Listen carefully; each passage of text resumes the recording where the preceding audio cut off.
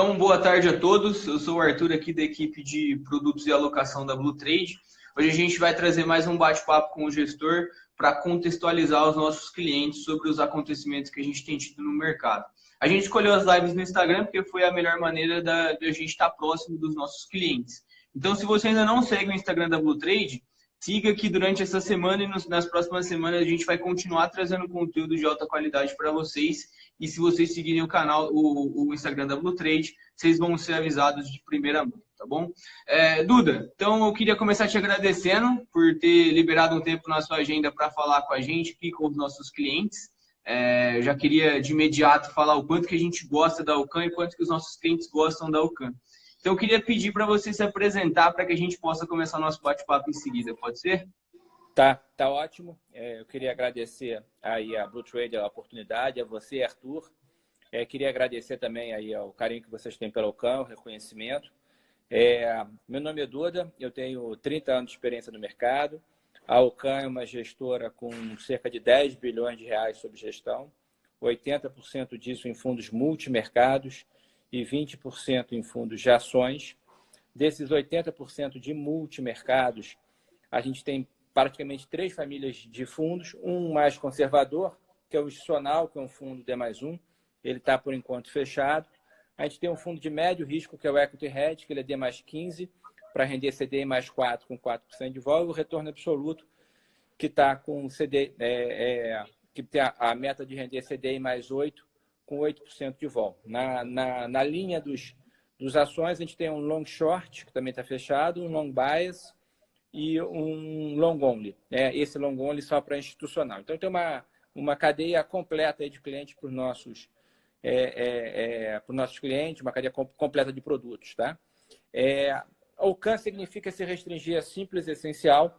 Então, a nossa vantagem comparativa gestores muito experientes. Nós somos cerca de 20 sócios e 30 pessoas, 4 pessoas no comitê de equities, 8 analistas no Brasil e no exterior, 3 economistas e 5 gestores macro. Além de 5 sócios, uma equipe quantitativa de suporte no back-office bastante experiente. Tá? Todos os gestores trabalharam mais de 10 anos e eu diria que a nossa diferencial seria em gestão de risco. Né? Nós temos a vantagem que durante mais de 10 anos essa equipe trabalhou junta na tesouraria e depois mais de 10 anos no asset. Nossos fundos têm um histórico de mais de 10 anos. E aí isso é complementar, porque a tesouraria, também quando você vislumbra um cenário adverso, você efetivamente diminui fortemente as posições. E foi isso que a gente fez. Né? Por isso que nossos multimercados estão fechando esse mês praticamente no 0 a 0, a gente conseguiu a preservação de capital, mesmo os de mais risco. E todos positivos no ano. O nosso fundo Long Bias, por exemplo, está com menos 7% contra mais de menos 35% na Bolsa no ano. Então, também teve uma performance espetacular. Então, assim, a gente conseguiu uma performance bastante boa. Nós que somos reconhecidos também mais focados em ações, porque se você quiser gerar alfa, você tem que ir aonde o alfa está, e você tem mais opções em ações. Mas eu acho, assim, falando um pouco, em termos de gestão de risco, eu posso adiantar para vocês, que a gente até fechou os fundos porque a gente quer estar no grupo dos melhores fundos, não dos maiores. Então, quando você tem uma reversão de mercado, a liquidez é bastante importante. Hoje, a gente sai em menos de 5 dias de qualquer posição, então isso foi fundamental. A gente tem, por regra de risco, só aumentar a posição vencedora, o stop por posição. Não tem risco de crédito privado nos fundos. Eu estou bem preocupado com o crédito privado, porque, infelizmente, essa crise é muito forte e algumas empresas vão ficar pelo caminho. Não vendemos opção de descoberta, é aquele pó de opção assim que você vende, você ganha 9 em cada 10 vezes, você vende a volatilidade, mas a vez que você perde e dá uma descontinuidade enorme, a asset é para gerar uma surpresa positiva. E a gente tem um critério de risco também muito interessante, proprietário, que nós temos uma volatilidade target, que a gente busca. Então, quando o mercado, como agora, quadriplica a vol, o risco é 4 vezes maior, a gente diminui por 4 as posições, adequando. Ou seja, com menos posições, a gente continua perseguindo a mesma meta, por exemplo, do retorno absoluto, que é render CDI mais 8. Então, é isso que a gente se apresenta. A gente se apresenta numa casa de alto valor agregado, uma casa com muita experiência, uma casa focada para o cliente. Todos nós, sócios da Alcan, só investimos nos fundos, somos gestores relevantes dos fundos, temos um histórico de banco de investimento, tanto tesouraria como asset, e eu acho que nos apresentamos aí como tomadores de risco, mas responsável para os clientes. Então, a gente está muito animado para gerar alfa, claro, porque gerou distorções enormes, mas, sem dúvida, o cenário é bastante desafiador. A gente já conseguiu preservar capital, agora à frente a gente vai ver um cenário mais recessivo, não vai ser tão fácil, ou parecia fácil, né, você ganhar dinheiro lá antes de janeiro, antes de começar o coronavírus, porque a gente estava no mercado só altista, mas essa é a especialidade da Alcan. Eu também queria passar uma mensagem que o cenário para o Brasil e para o mundo não mudou. O que a gente continua perseguindo, inclusive, são os mesmos temas. Tá? Tinham 2 temas que a Alcan persegue hoje, persegue há uma semana, persegue há um mês, há 3 meses, há 6 meses, há um ano. Que é o tema de tecnologia, que jogou a inflação bastante para baixo. E quem tem uma vantagem em tecnologia comparativa, quem é online, quem provê sistemas, está performando bem melhor nesse mercado de dificuldade. Então, esse tema amplificou com a crise do coronavírus. E outro tema, que é fruto dessa inflação extremamente baixa e desaceleração global, que acelerou também esse processo com o coronavírus, é de juros baixos. Então, a gente continua achando que os juros são para baixo no mundo e no Brasil, e continua achando que tecnologia deve performar melhor. Esses são 2 grandes temas que não mudaram. Então, olha como é que você pode continuar com seus fundamentos, continuar com o seu norte, mesmo no ambiente de crise. Eu acho fundamental que você vai ter ainda muita volatilidade, leia-se, muito risco, você fazer isso de alguma forma protegido. Certo. Foi interessante você tocar no ponto de que um dos pontos fortes da Alcan é justamente a gestão de risco, porque depois de um março sangrento para a maioria dos fundos da indústria, a gente tem centenas de fundos disponíveis no mercado hoje, os fundos da Alcan, no geral, foram os que fecharam lá em cima. Lá em cima eu digo assim, caíram menos, tiveram mais preservação de capital. Então, eu queria que você falasse um pouco para a gente o que vocês fizeram desde aquela fatídica quarta-feira de cinzas, depois do carnaval, que foi quando a crise se intensificou em todo o mundo e principalmente aqui no Brasil, na quarta-feira de cinzas. Tá bem. Por que a gente acertou, né? Primeiro, você entrando dezembro, janeiro, não se falava ainda de coronavírus, a gente revisou os números do quarto trimestre, já vinham fracos de atividade, e a gente estava um pouco decepcionado que as reformas dificilmente iriam dar no primeiro trimestre e depois entrariam uma agenda de eleições. Então, a gente ficou menos animado para o Brasil.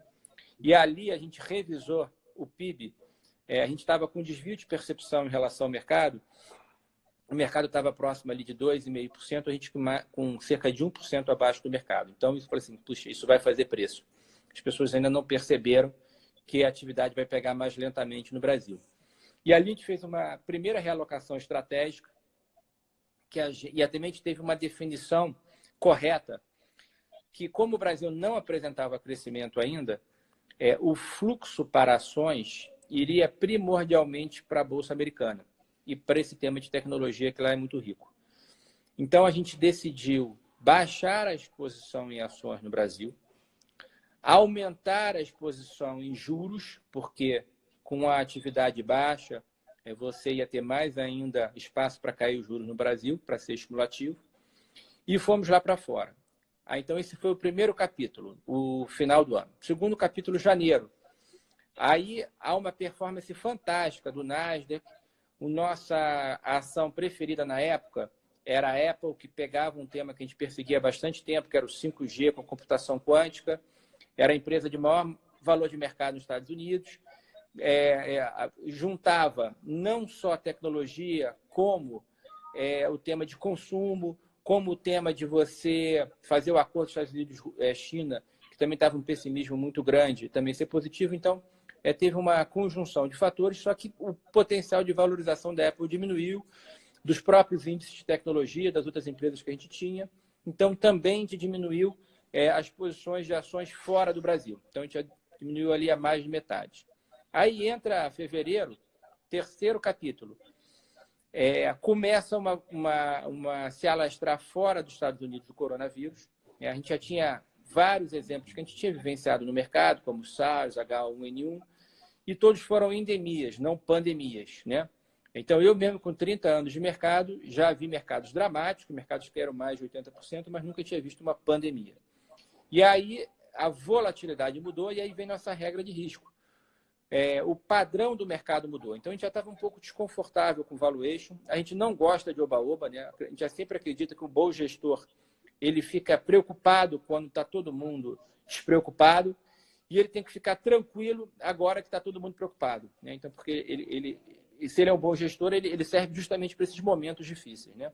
Eu falo que agora eu estou trabalhando 4 vezes mais para ganhar 1/4, mas é o dinheiro mais precioso para o cliente, porque é o dinheiro da preservação de capital, você tem que fazer lotes 4 vezes menores, mas para ganhar um pouco de dinheiro, você está procurando distorções, então isso é bastante importante, porque assim, é o melhor amigo, né? O melhor amigo nessa época não é o cachorro, né? É quem preserva o precioso capital agora que está em escassez, né? Então, quando foi fevereiro, a gente saiu completamente das posições fora do Brasil. Fora do Brasil, a gente tem a humildade de saber que a gente não tem o mesmo círculo de competência que a gente tem dessas empresas dentro do Brasil, né? No Brasil, a gente cobre essas empresas há mais de 20 anos, conhece a gestão, conhece os setores, cobre mais de 200 empresas. Então, assim, tem uma proximidade, claro, muito grande. Lá fora, você tem que ter um tema macro para investir. Então, a gente cobre, faz um processo, um comitê de gestão, tem fluxo de caixa das empresas, mas eu não vou dizer que, com toda a humildade, eu não vou ser o top 5% que conhece mais a Apple, né? Eu tenho que ter um tema favorável macro para estar investido. A gente sai completamente lá de fora, a gente já viu como os mercados estavam desfavoráveis. E eles se intensificaram no carnaval, que você citou. Então, segunda e terça-feira, a gente estava acabando de liquidar todas as posições. Segunda e terça-feira de carnaval, a gente trabalhando, acabando de liquidar todas as posições lá fora. Aí abre quarta-feira e as pessoas achando que o mercado estava caindo demais, que estava caindo 7,5%. Foi quando mudou. Só que, na verdade, era um dia que tinha que refletir 3 do que tinha acontecido lá fora. E, na nossa opinião, o mercado caiu pouco. Então, a gente vendeu o mercado brasileiro, até redeou com algumas posições lá de fora, e também tinha uma percepção que eu vi de vários colegas meus, que, dados os fundamentos do Brasil, que eram novos, juros baixos, o Brasil ia passar melhor por essa crise. Não é verdade. Mercados emergentes têm desvalorização de moeda e mercado desenvolvido, principalmente o mercado americano. Você vê, o mercado americano imediatamente fez 2 reuniões extraordinárias do Fed, caiu 150 basis points, fez um pacote de 2 trilhões e está querendo fazer mais outro de 2 trilhões de dólares e tem uma gestão muito boa, a gente tem um comitê de crise. O Brasil consegue fazer alguma coisa de monetário, a gente acha que vai ter mais queda na próxima reunião, mas conseguiu fazer 0,5%. O fiscal é 800 bi, mas, na verdade, é cerca de metade disso que é efetivo, então não consegue fazer muito fiscal pela condição fiscal do Brasil. E a gestão sempre bate um pouco cabeça até pela fragilidade do momento, né? Então, você sai sempre um pouco pior da crise nesse momento. Então, a gente até comprou um pouco algumas empresas que a gente gostava mais lá fora e vendeu, e funcionou. Lá fora caiu menos da metade do que aqui. A gente já reverteu esse trading também. Então, e nesse processo de desaceleração, a gente claramente elencou que o setor de commodities deveria sofrer. Então, dou um exemplo. A Petrobras, que a gente acha uma empresa muito boa, mas ela não é impune ao preço do petróleo. O preço do petróleo caiu de 60, 70 dólares para 20, 30 dólares. Aí você não tem o case de Petrobras. E isso vai demorar, porque é uma briga política entre a Arábia Saudita, a Rússia, os Estados Unidos. O tempo da política é mais longo que o tempo do mercado, né?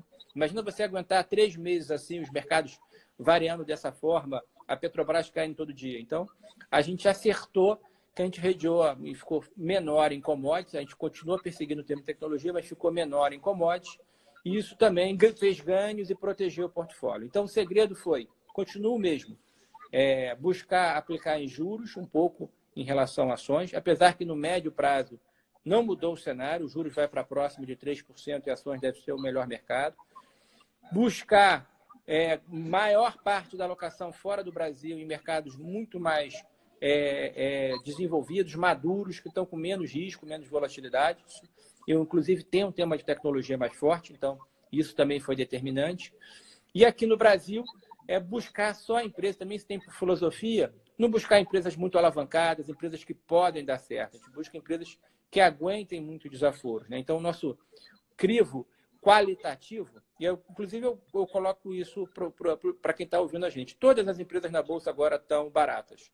Mas isso é uma condição necessária, mas não suficiente para você ganhar dinheiro, porque também a gente vai ter um cenário recessivo. Então, você não vai na segunda linha agora, não vá na empresa que pode dar certo, não vá na empresa alavancada, vá na qualidade, em primeiro lugar, em segundo lugar, qualidade, em terceiro lugar, qualidade. Vá para a empresa líder de alta margem, de gestão alta, com alto retorno, geradora de caixa. Porque essa, como foi no mercado americano, que se recuperou já com mais consistência do mercado brasileiro, vão ser que vão performar melhor, tá? E a magnitude dos juros acho que ainda vai acontecer. A gente está no momento em que está tomando várias medidas, inclusive heterodoxas, né?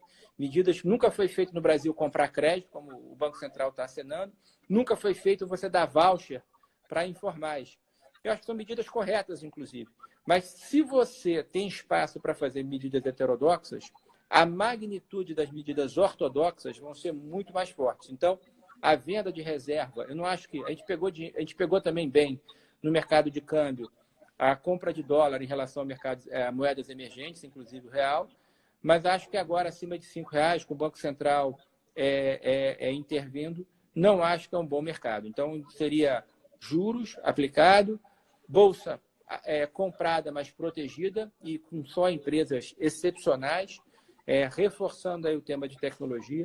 Só em commodities eu queria fazer um waiver, aí, uma proteção em relação à Vale que a gente tem, porque a Vale realmente está com um fundamento excepcional. Ela teve a sorte, por ironia, entre aspas, porque o terrível acidente que ela teve há mais de um ano atrás, que não podia acontecer, fez ela proteger o caixa, não pagar dividendos, cortar custos. Então, ela se preparou para um meteoro que caiu em cima dela há mais de um ano atrás. Então, e ela ainda teve a sorte que a China está melhor nesse processo, o preço do minério não caiu. A gente acha até que vai cair um pouco, mas não caiu. A China está passando melhor por esse cenário. Tá? Legal. Duda, seguindo nesse seu exemplo das empresas de tecnologia, por exemplo, eu me lembro de ter conversado com vocês um tempo atrás e vocês diziam que faltava empresa de tecnologia na Bolsa Brasileira e a única que talvez fosse um caso mais ou menos assim era Banco Inter.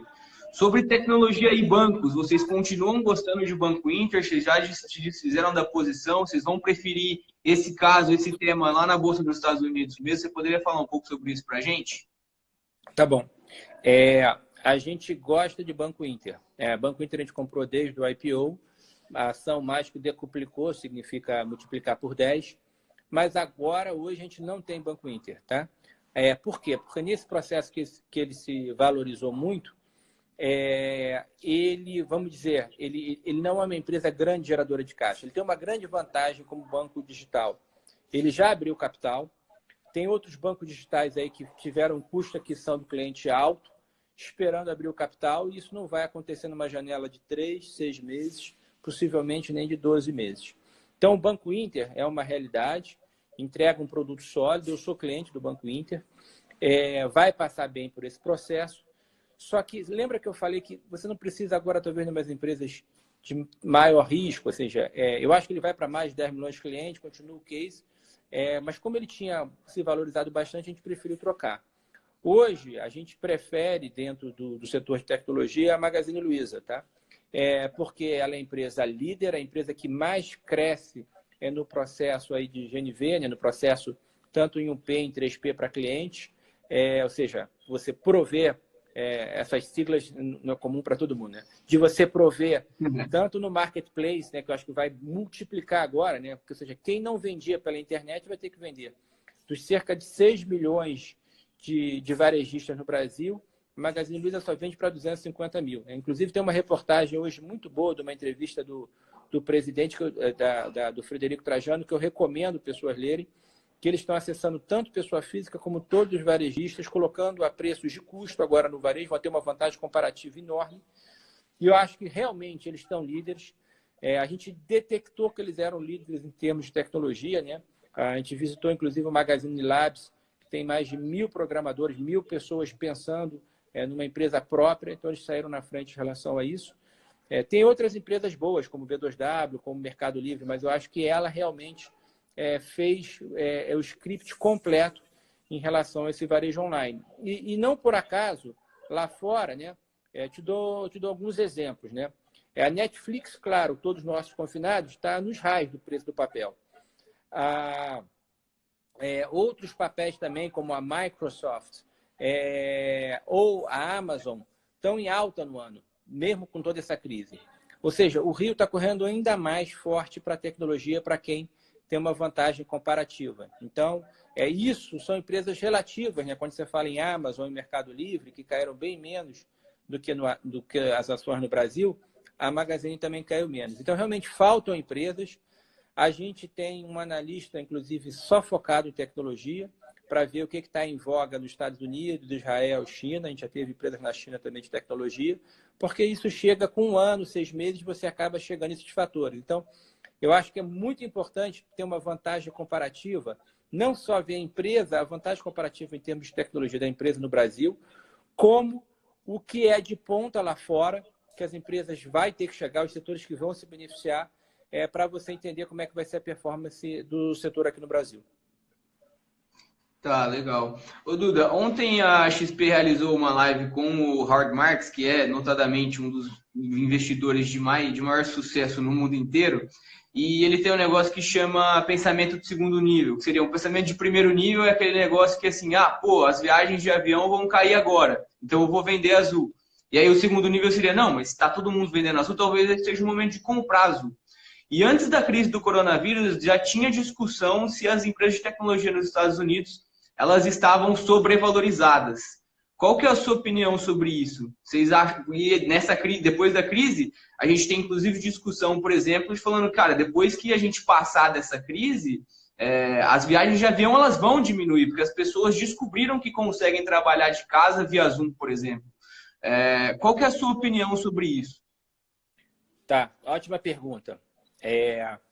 Primeiro, eu sou fã do Howard Marks, eu li o livro dele, tive o privilégio de já ter com ele pessoalmente há cerca de uns 3 anos em São Paulo.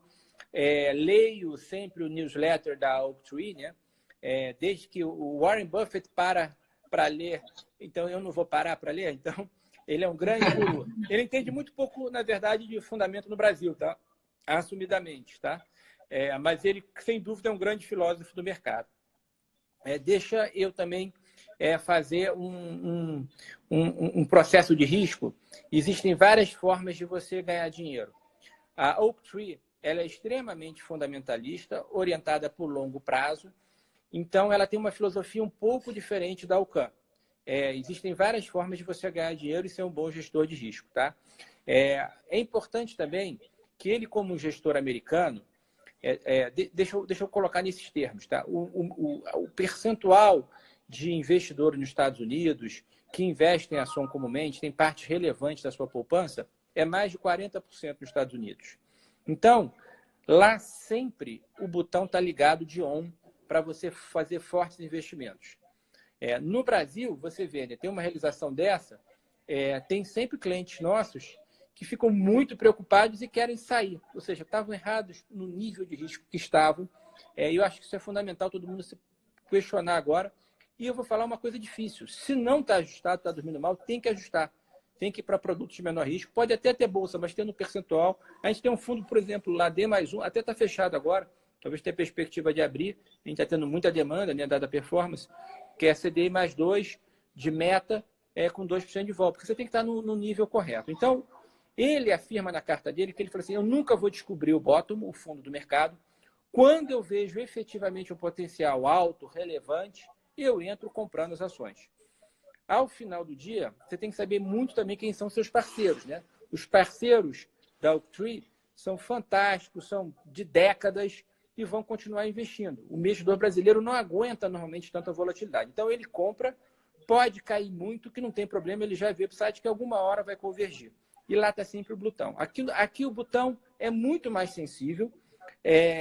A gente, na Alcan, tem que o longo prazo é uma sucessão de curto prazo. Tá? Então, claro, Nos fundos de ações, a gente já teve com 20% em caixa, 15% com posições, mesmo os long onlys, tá? Institucionais, super simples.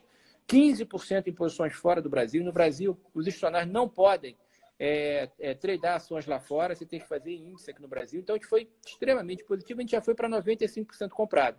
Então, a gente também já preencheu. Agora, nos multimercados, a gente já foi às compras, mas sempre fazendo proteção, sempre vendendo um derivativo, vendendo um índice. A gente tem uma tecnologia de vender um índice um pouco mais otimizado, a gente neutraliza o que a gente não quer estar vendido. A gente o mercado gerou oportunidade de arbitragens plenas, ganhos com menos risco, mas muito consistentes. A gente já foi às compras nesses setores que a gente gosta mais primordialmente, empresas muito consolidadas, mas ainda estamos com risco baixo. A gente expandiu mais o risco recentemente, inclusive lá fora, porque lá fora já normalizou mais a volatilidade e o risco. E, de novo, pouca gente lembra disso, mas é bom lembrar agora na crise. Asset, gestão de dinheiro de cliente, é uma relação retorno-risco. É o que se chama de Sharpe. É o excesso de retorno sobre o risco. Então, por exemplo, o retorno absoluto ele tem uma meta de CDI mais 8, que é 8% de excesso de retorno com 8% de vol. Então, isso dá um Sharpe de 1 ou maior. Então, a vol, que é o denominador, ainda está muito alto. Então, você tem que ir um pouco com calma. Tá? Agora, vamos lá para ele que ele chama da segunda onda. Né? Eu sou engenheiro, então também posso ser nerd e falar que a gente chama de derivada segunda, né? Da equação de derivativo. Bom, quando você entra, aí vem um pouco, o diabo está nos detalhes, e por isso também fica a recomendação que as pessoas podem fazer investimento diretamente, mas procurem um profissional, e eu recomendo muito um bom gestor de risco. Eu vi muita gente falando, sempre acontece nesse processo de alta, que quando cai alavancava, que é melhor. Nunca, eu acho assim, nunca deve ser usado alavancagem para cliente de pessoa física, porque o ganho é tão desproporcional na baixa, que as pessoas não estão acostumadas. E as pessoas, para ganhar, sempre que tinha uma pequena baixa, elas compravam mais ou alavancavam. Quando dá errado, deu 9 vezes certo, mas quando dá errado a 10ª, você perde em dobro, em 3 vezes. E pode ter sido. Isso é um jogo que todo dia é muito cliente. Então, se o cliente entrou lá no último momento, cara, ele perde muito. Então, isso não é uma boa gestão de risco. Eu falava cautelosamente lá em janeiro, às vezes ninguém queria falar comigo, né? Não, mas, pô, isso aqui está rendendo mais e tudo mais. Então, é muito importante nessa parte de gestão de risco. Então, eu recomendo olhar um profissional para comparar também um pouco a rentabilidade. Então, por exemplo, as companhias aéreas, primeiro também, um primeiro ponto, tá? O setor de companhias aéreas é um setor muito difícil no mundo inteiro, né? Tem até uma piada que atribui, inclusive, ao Warren Buffett, de novo, que ele fala que a maneira de você ficar bilionário sendo dono de uma companhia aérea, primeiro você fica bilionário, depois você compra uma companhia aérea. Aí você começa a perder dinheiro, né? É uma piada que ele fazia. Então, é um setor muito difícil, porque é um setor que fica refém, sem controle, do preço do petróleo, fica sem controle de ciclos econômicos longos, fica sem controle do monopólio que você tem na Airbus e da Boeing. A Boeing agora gerou problemas numa rede de aviões dela, as companhias sofrem.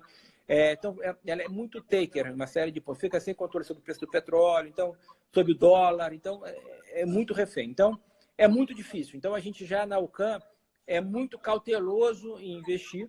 Isso é uma brincadeira, tá? As empresas Gol, Latam e Azul, principalmente, que é uma empresa que a gente gostava, a gente tinha até protegido em relação a outras empresas, foram empresas que as pessoas desenvolveram esse negócio muito bem e ficaram bilionários, tá? Isso é uma brincadeira só. Mas o meu ponto isso é interessante, do ponto de vista de risco, são empresas muito mais arriscadas, é um setor muito mais arriscado. Tá? E as pessoas só lembram também quando tem uma queda. Aí, bom, agora as ações caíram 70%. O que fazer? A gente ainda não compra, porque o risco é muito grande. Eu acho que elas não vão quebrar, inclusive o governo, via BNDES, está até propondo debênture conversível. Eu já vi isso no passado, as empresas cortaram, vão esperar. Não é caso como a Varig, que era empresa com problema de gestão, com problema de muito endividamento, como no passado, então elas vão passar bem, mas vão durante um bom tempo, vão ter que servir o credor, vão ter que pagar juros altos, vão ter que... lembra, né? A gente está saindo do inferno, que é o coronavírus, depois desse capítulo do inferno, inclusive dessa bolsa da baixa, 70 mil pontos, mas a gente vai passar por um capítulo do purgatório. No purgatório, há elevação de almas e outras almas vão para o inferno. Para gerar alfa é fantástico, relativo, tá? Mas não é tão fácil no mercado em que todo mundo ganha perdão. Você erra, compra uma ação errada e ela sobe e você se acha um gênio. Não é bem assim. Então, você vai passar por um purgatório. O que é o purgatório? É uma recessão. Recessão, tecnicamente, são 2 trimestres negativos. Então, essa derivada, eu acho a Azul barato. Eu acho que quem comprar Azul em 1 ano, 2 anos, vai ganhar dinheiro. Numa relação de retorno-risco, acho que você tem ainda oportunidades melhores. Possivelmente, o capítulo da Azul vai ser mais daqui a 3, 6 meses. Se ela estiver a um preço extremamente convidativo, depois de eu ter pego nos primeiros, em setores melhores, de menos risco, empresas de alta qualidade, eu posso migrar para as ações de maior risco se não tiverem potencial alto. Legal, valeu pela explicação, Duda. Saindo um pouco do micro e indo mais para o macro, como você já falou, a equipe da Ocan é bem sênior e já passou por diversas crises, apesar de uma pandemia, nas suas palavras, ter sido a primeira vez que você está enfrentando. A gente vê diversas comparações com outras crises que vão até 1918, lá na gripe espanhola. Você consegue fazer algum paralelo dessa crise com alguma outra? E se sim, por quê? Tá, eu acho que a primeira que vem mais forte, né, que foi a última de um ciclo forte, vem de 2008, tá? E eu acho que a de 2008 gerou uma certa disfunção no setor financeiro. Eu vou até falar que o oba-oba, na véspera de 2008, era maior, tá? A commodity estava em níveis muito altos. Os IPOs, várias empresas que vêm a mercado num momento como esse, que não estão preparadas para vir, como aconteceu agora lá, foi muito maior ainda esse problema. E a queda foi muito abrupta, então foi muito rápida também, né? Só que não é só concentrado no setor financeiro, né? Você tem um problema que, para reverter a crise de 2008, várias economias já fizeram QE, fizeram planos fiscais, jogaram juros extremamente para baixo. Então, me preocupa muito a situação da Europa.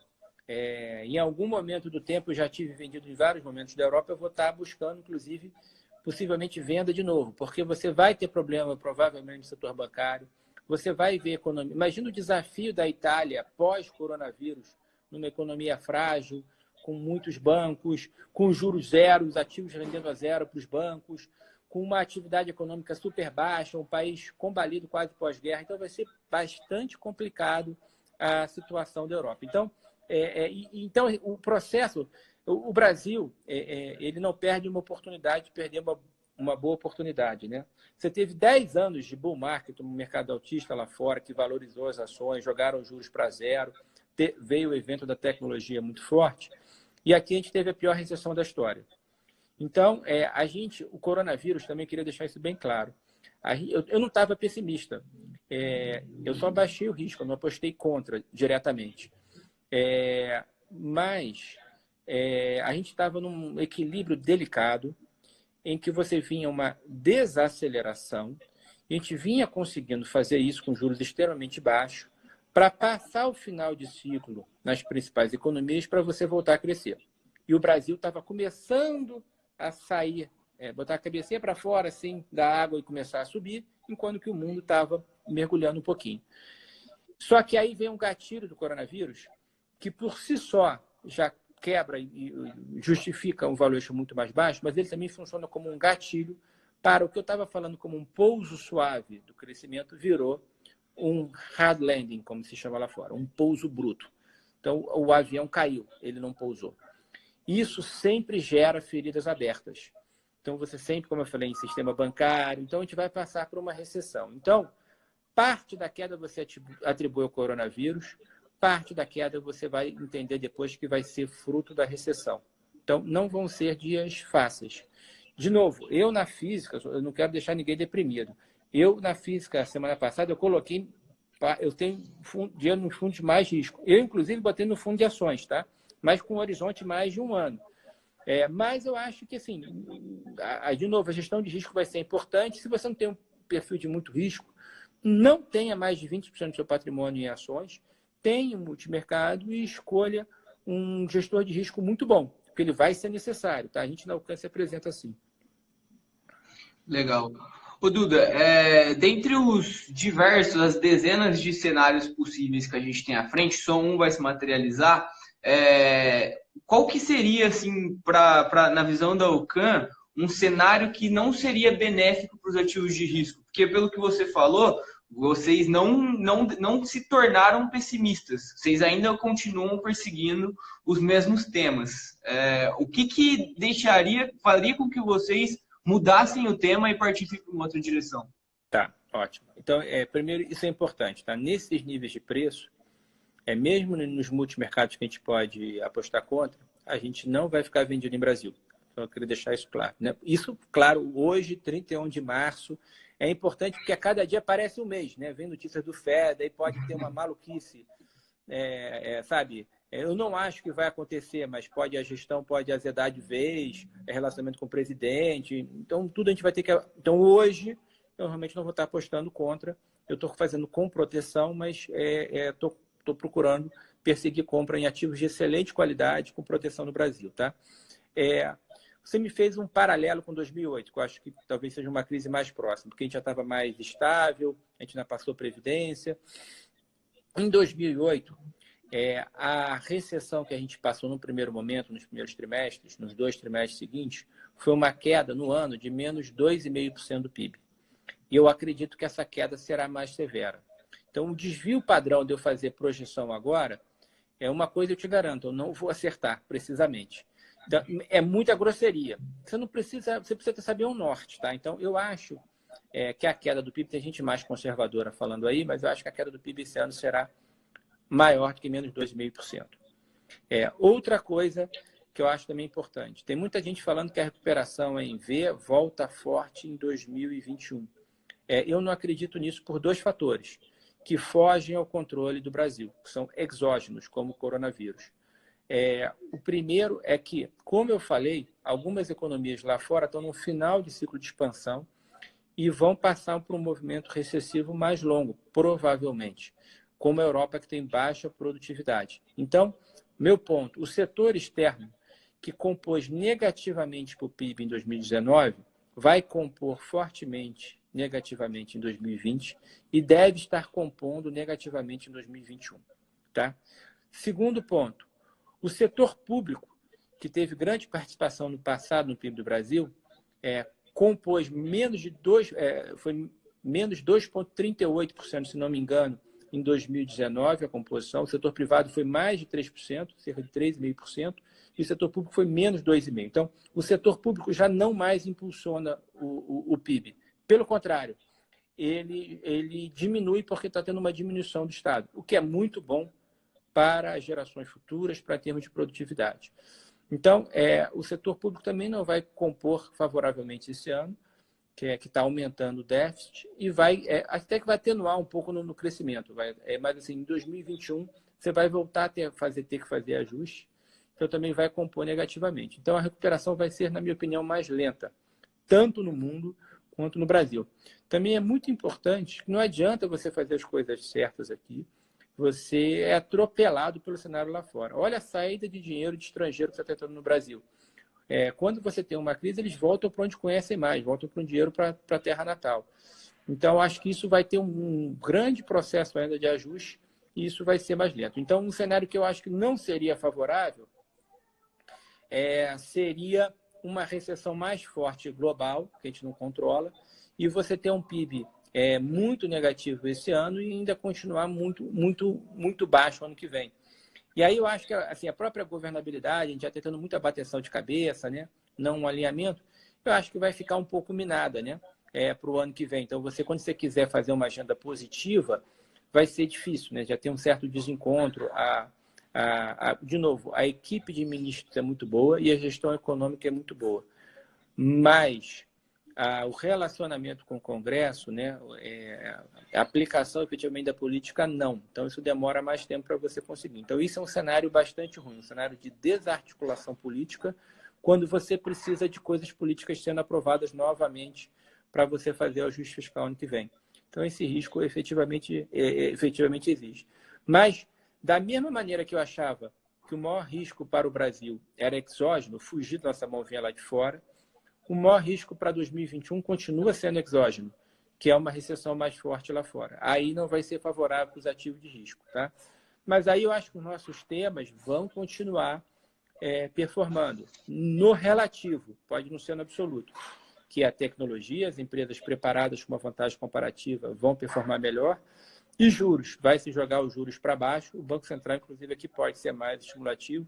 E a gente pode entrar em pontos mares nunca antes navegados, assim como o juro real negativo no Brasil.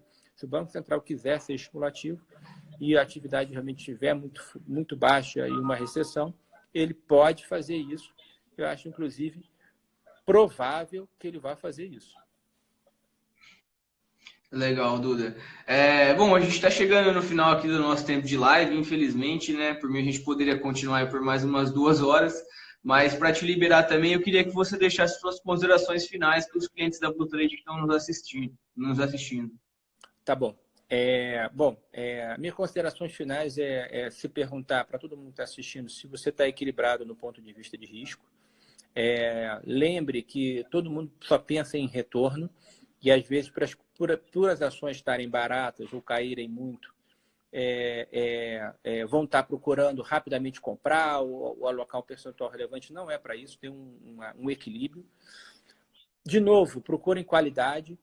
Às vezes as pessoas querem a ação que caiu porque ela caiu 80%, e eu posso te dizer, às vezes a ação que vai cair menos é que caiu 30%, que caiu muito menos do que a média, porque ela tem uma qualidade, ela até se beneficia da crise. Eu até falei algumas empresas de tecnologia, a própria Magazine.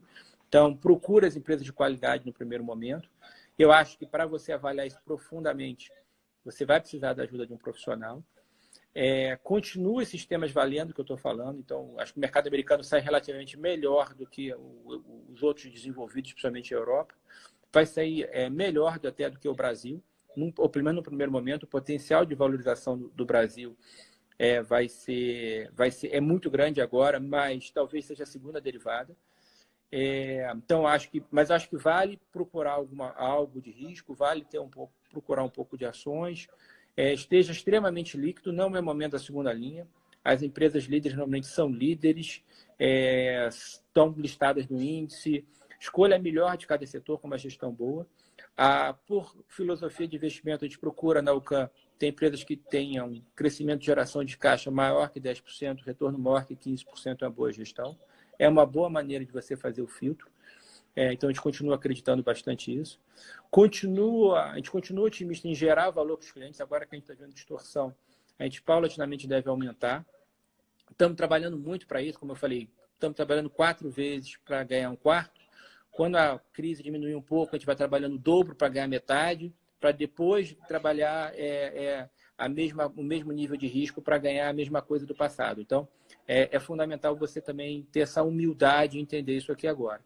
Queria agradecer muito a parceria da Blue Trade. Assim, a gente considera cada parceiro nosso realmente um sócio, cada investidor que está ouvindo a gente como efetivamente um sócio. Esse é o propósito de vida da UCAN. Te agradeço muito a oportunidade de fazer um pouco de educação financeira para os clientes. A gente gosta disso, a gente está aqui a gente tenta como propósito não só ganhar dinheiro para os clientes, mas elevar o padrão de vida mesmo das pessoas, que as pessoas tenham uma compreensão, um orgulho, uma educação e melhorem, inclusive como pessoas, assim, em termos de responsabilidade, em termos de equilíbrio, com uma boa gestão financeira. E eu queria, então, mais uma vez, só enfatizar em relação a isso e agradecer a confiança e reenfatizar que, assim, que a UCAN está disponível para os clientes. A gente tem o Equity Hedge, por exemplo, está aberto, a gente tem tido muita demanda para abrir os produtos da UCAN e acho que a gente vai ter umas boas notícias aí no curto prazo. Pô, legal, Duda. Nós que agradecemos. Muito obrigado por disponibilizar um tempo aí na sua agenda para conversar com a gente. A gente confia muito no trabalho da UCAN e foi bem legal esse bate-papo. Deu para ver já pelos feedbacks aqui no chat. 2 coisas. Teve um pessoal que perguntou se a live vai ficar gravada. Vai ficar gravada. Vai estar lá no feed da Blue Trade no Instagram. Então, quem quiser reassistir, é só acessar o nosso Instagram daqui a alguns minutos. Segundo, Duda, a gente teve muito comentário aqui na nossa live para a abertura do UCAN Retorno Absoluto. Então fica aí um pedido dos nossos clientes para vocês, tá certo? Tá bom. Obrigadão, pessoal. Vocês são meus chefes, então a gente deve estar endereçando isso no curto prazo. Legal. Bom, então muito obrigado para quem assistiu aqui a nossa live. Novamente, siga o Instagram da Blue Trade para que você fique antenado nas próximas lives. Nas próximas lives, ao longo da semana, quarta, quinta e sexta, a gente vai ter mais live com outras gestoras e vocês serão avisados primeiramente para quem seguir o Instagram da Blue Trade. Grande abraço, abração, Duda, obrigado pela disponibilidade. Tá bom, muito obrigado a vocês. Boa noite e sorte. Tchau.